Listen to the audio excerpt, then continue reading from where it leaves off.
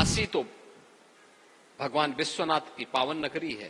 जो ज्ञान व्यापी कूप है वह कोई एक स्ट्रक्चर नहीं है और कोई एक नमूना नहीं है, साक्षात विश्वनाथ के प्रतीक के रूप में जो पूरी दुनिया का ज्ञान की प्राप्ति का माध्यम है उसका प्रतीक है। देखिए भगवान किस रूप में आपको दर्शन दे दें कोई भरोसा नहीं। जब आदि शंकर केरल से निकले वे तब अद्वैत में परिपक्व हो चुके थे, उनकी ख्याति पूरे देश के अंदर फैल रही थी। आगे की ज्ञानार्जन के लिए वे काशी पधारे। काशी में उनके दिमाग में आया कि मैं काशी में आगे का ज्ञानार्जन करूं, देखूं काशी में, काशी के माध्यम से फिर मैं अब इस अद्वैत का प्रचार भी करूंगा। और वहां साक्षात, क्योंकि काशी तो भगवान विश्वनाथ की पावन नगरी है।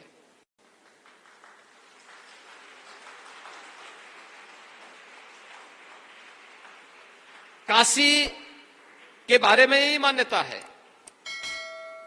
जो ज्ञान व्यापी कूप है वह कोई एक स्ट्रक्चर नहीं है और कोई एक नमूना नहीं है, वह उसी ज्ञान की प्राप्ति का एक माध्यम है, साक्षात विश्वनाथ के प्रतीक के रूप में जो पूरी दुनिया का ज्ञान की प्राप्ति का माध्यम है उसका प्रतीक है। विश्वनाथ की शरण में आकर के उन्होंने कहा मैं आगे की अपनी व्यवस्था का संचालन करूंगा। लेकिन प्रातः काल जब वह गंगा दर्शन कर लिए, वहां गंगा स्नान करने के लिए निकलते हैं, अचानक उनके मार्ग पे उन्होंने देखा कि एक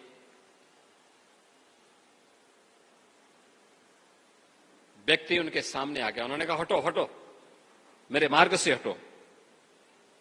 चूंकि वह कथित अछूत कही जाने वाली जाति का चंडाल व्यक्ति था, उनको लगा कि मेरे मार्ग में आकर के मुझे अछूत कर देगा। तो चंडाल के मुंह से निकलता है कि आप के बारे में तो मैंने सुना था कि आपने अद्वैत की शिक्षा में आप पारंगत हैं, आपने इसमें ज्ञानार्जन किया है, आप ब्रह्म सत्य की बात करते हैं।